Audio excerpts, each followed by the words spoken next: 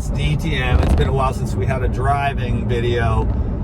Just a quick update to keep the video marathon rolling. A vid a day keeps the doctor away. Can you dig it? So I hope everybody's doing the daily juicing habit. I'm just trying to be more refined and streamlined with everybody because I'm doing the consults every day, and I'm like, you know, talking to people that watch my videos all the time, and they're like, yeah, like I drink a juice like a couple times a month or something. And I'm like, just the daily juicing habit, it's really not that big of a deal. It's just, you know, it's a little bit of time, a little bit of effort, but saturating your body with that living water is going to add years to your life and life to your years. Can you dig it? Okay. So I'm just, actually wanted to just sort of see if these videos are like encouraging, you know, to people. But what I'm doing today, like I am finally, I know it's like, oh my God, this guy, 49 years young, baby. And I'm finally dealing with, you know, stuff like, you know how you're forced to deal with the immediate as it comes up, and then it's intense, and then you deal with the immediate stuff, and then it, you know, the main bulk of it is handled, and then you're out of crisis mode, and then you just stop.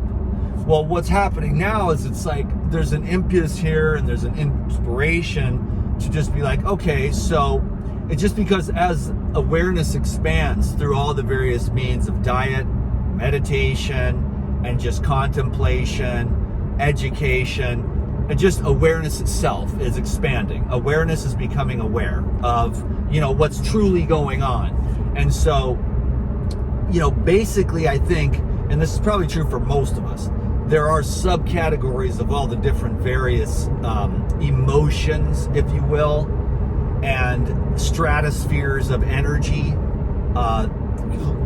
you know, starting all the way at the lowest, abject apathy and total hopelessness, and then all the way up to like ecstatic joy and everything in between. Most of us kind of vacillate between, you know, it's kind of like we're not dying, and it's not like this death emergency of like wretched grief that's keeping you from getting out of bed in the morning, but it's kind of like, well, you know, that's kind of like how we are as human beings. The food has an effect, our childhood, upbringing, and our lifestyle, sleep habits, exercise habits, mental habits, exposure to environments, exposure to the different music, movies. I already mentioned the food, drugs, everything else, just external environments and internal factors, internal and external factors, and then not really being able to, basically really the main thing is to master the inner terrain. That's where we have all the power. You know, that's the one thing that this insane society, it's actually pretty good. I mean, you know, really, it's actually real decent. If you get your mind right, you're like, okay, there's a grocery store, you know, you got gas, place to sleep. It's pretty good. There's a lot to be grateful for, but it's also a pretty insane society, you know. But from within, you're able to master the external and even the internal programs as well by cultivating pure awareness and identification with a more divine or eternal aspect of being. Okay, that's pretty heady spiritual sounding stuff. But basically what I'm saying is that this one here, okay, let's talk about Dan again. That's my only context that I've got. And that, and you know, thousands of consults, you know. So anyhow, the DTM is just dealing with like deep-seated, very unconscious fears. And he's just really cultivating that awareness. Meditation is the main thing. There was something that came up, I think on one of the last videos, where I was rolling with my homeboy Colin, and you know, it was like a matter of like meditation settles the muddy water for temporary clarity, you know, but then fasting, you know, as you're pouring water, you put the muddy glass under the faucet, right? No matter what the volume of water is, eventually that mud is going to clear out and that glass is going to be completely clear. That's fasting.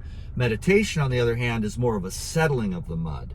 So anyhow, I've been meditating every day for over 5 years now. And then before that, I was dilly-dallying and dibbly-dabbling. You know, then I did the 40-day fast. And then God was like, meditate, son. And it's been one of the greatest things for sure, ever. Fasting, meditation, live foods, sleep, and then just awareness, consciousness, spirituality, whatever you want to call it. So Dan is working on fear. So that's what this whole thing was about. So what I'm doing today is 2 things that I'm afraid of.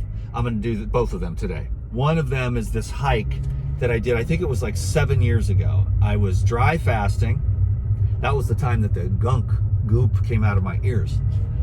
When I was living up in this hut in the jungle, I came out and did this hike barefoot. Everyone thought that was insane, but I always do all these hikes barefoot. And it was like, oh my God, you're barefoot out here on these razor sharp rocks. It's like, that forces you to be awareness and conscious. So it's pretty good training for the mind to be like every step. It helps your brain. But it's also just earthing too. And it's also vigorous masculine, strength.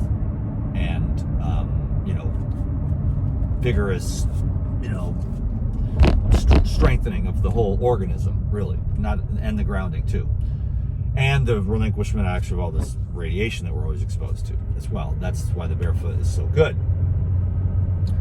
And so basically I'm going up to this hike, and I did it 7 years ago, and what happened is I got almost to the top, almost to the end. Story of my life. Like right before the end, I give up. But there's a subconscious lesson in that, which I'm going to break through that, and I'm going to carry things to their end, no matter how painful, scary, or uncomfortable success would be for any one of us, or worthy of success, or worthy of this. But anyways, this hike, I'm out there about 9/10 of the way done. I can see the top from where I'm at, but here it is. It's like this drop dead cliff on one side, drop dead cliff on the other. Like serious, straight down. And that just fear of heights thing. I don't have a debilitating, fear of heights, but I have a very healthy fear of heights. And I was up there and it was like straight down that way, and I just went close to the ground, and I just froze there, and I was like, oh my God, you know what I'm saying? Like, and I just couldn't go on. I had to turn around and go back, and that was 7 years ago. So today I'm going to go do that right now. I'm going to climb all the way to the top. Number 2, my daughter about 3 years ago drowned in Divine Union Falls, and she drowned, and then I jumped in, but this other young man jumped in and grabbed her before I did. I tried to jump in when she was underneath. I couldn't. The water was pushing me back.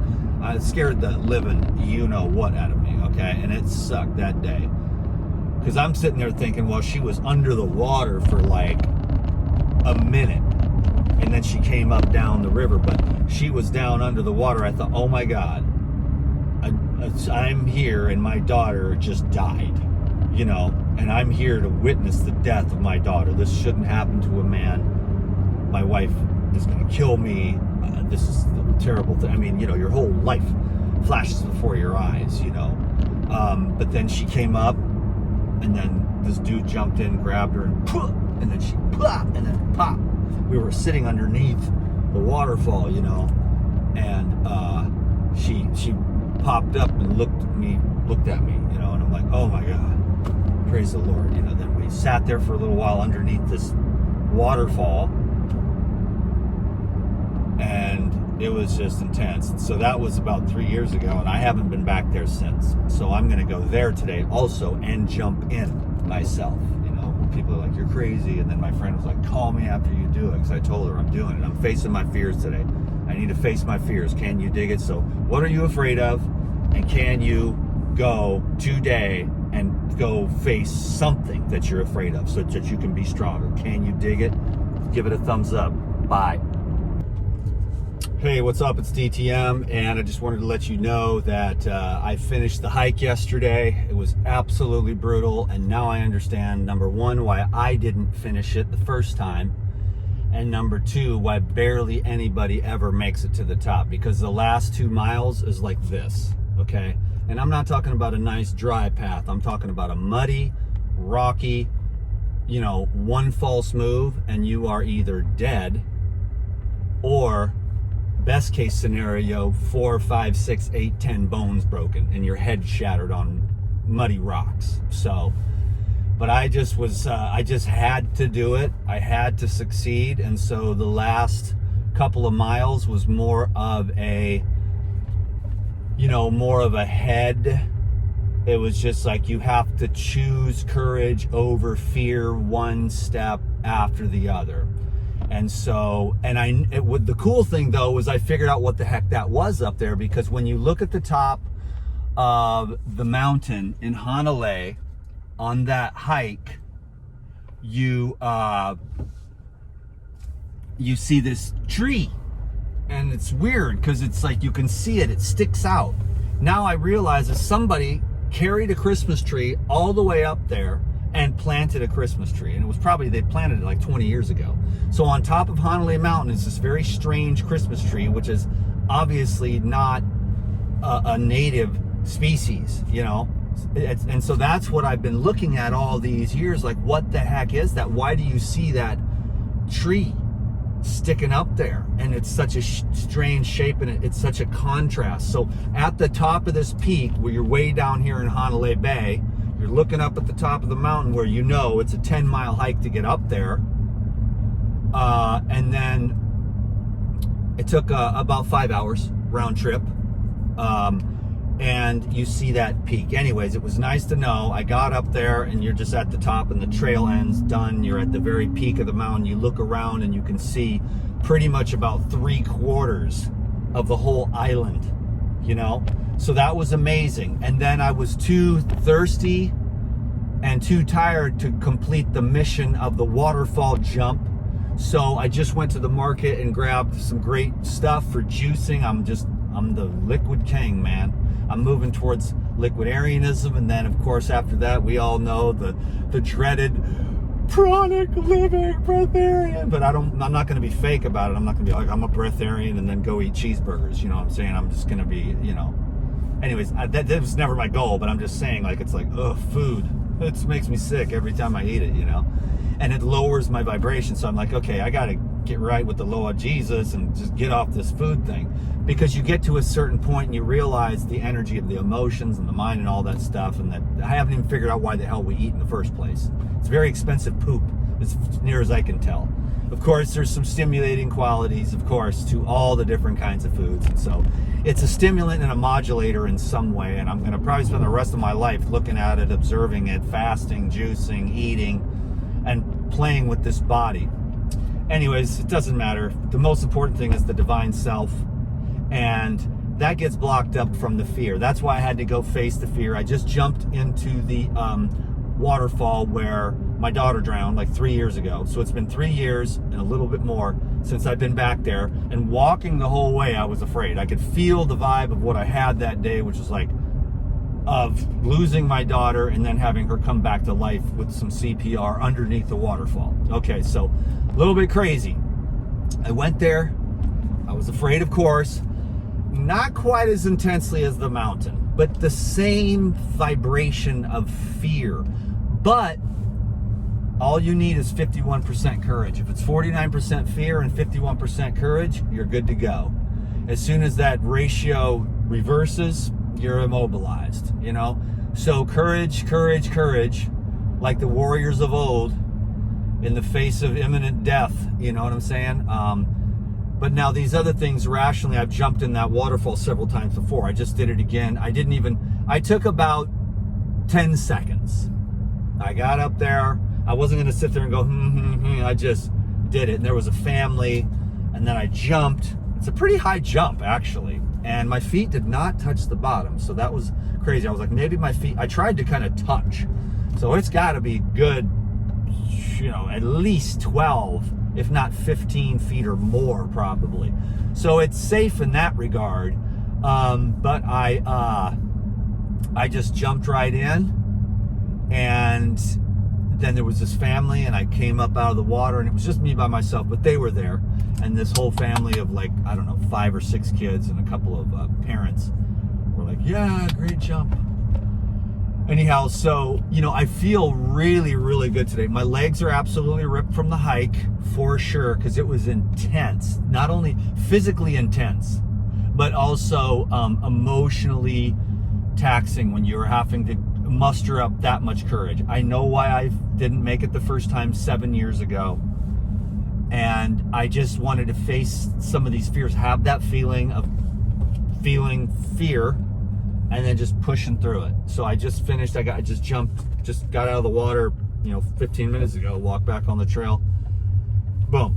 So now it's time to go home and do what I'm comfortable. I'm gonna make a bunch of juice, and then I'm going to make a lemon ginger blast. Praise the Lord Jesus. Make some gorilla milk, and then I'm going to make a video marathon while I'm making those juices and keep this little train rolling.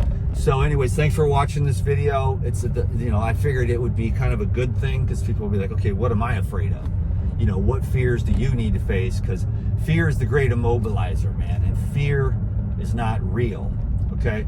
So push through, my young Padawans, and may the good Lord bless you in every way.